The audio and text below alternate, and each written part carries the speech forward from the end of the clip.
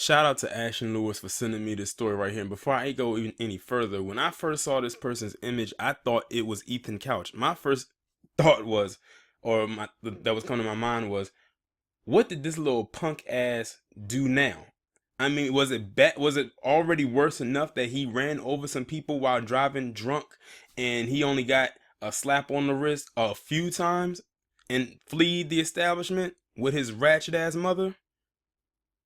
But then it turns out that this is someone completely different.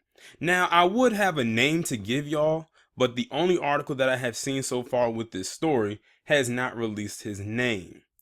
I don't know why, because what he did, you would think that they already released his image, they should also have his name attached to it. And he's a teenager. But by the time I get to the end of this article, I'm gonna point something out and it's gonna relate to a story I just recently did.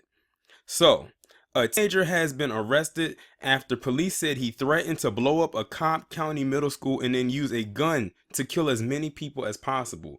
What I also further read besides what they just said right here is basically saying he was going to blow up a school, a middle school with some kids in it and the other faculty members, and whoever managed to make it out of the explosion alive, he was going to shoot them on sight as they were about to leave out of the door. Sort of like what happened during the move bombing back in Philly back in 1985. Whoever was able to survive that C4 duffel bag drop, they basically shot anybody who was crawling out of the rubble. That's what he was getting ready to do.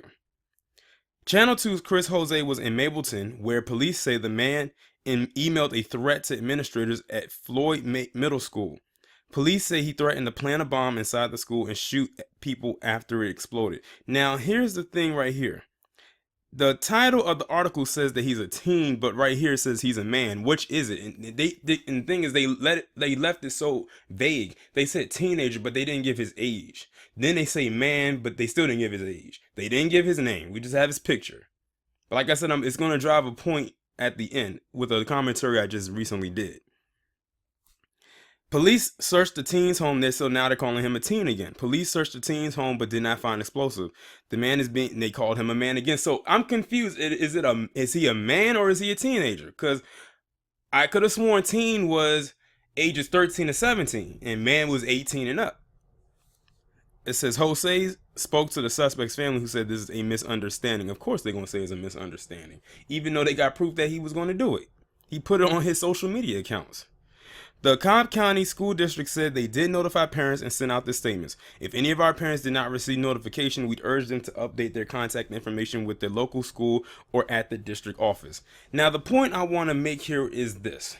We have this picture. We see his face. They keep calling him a man or a teen, but we don't know his age and we don't know his name. I just did a video coming out of Delaware with 4 black boys.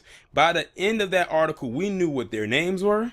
We knew how old they were, ages 12 to 14. 12 being the youngest, 14 being the oldest. And we had charges on each and every last one of those kids, and they listed every last charge. We have this kid right here who they don't seem to know if he's a boy or a man. We don't know his name, nor do we know his age. But we do know that he threatened to blow up a middle school and shoot any survivors that he saw.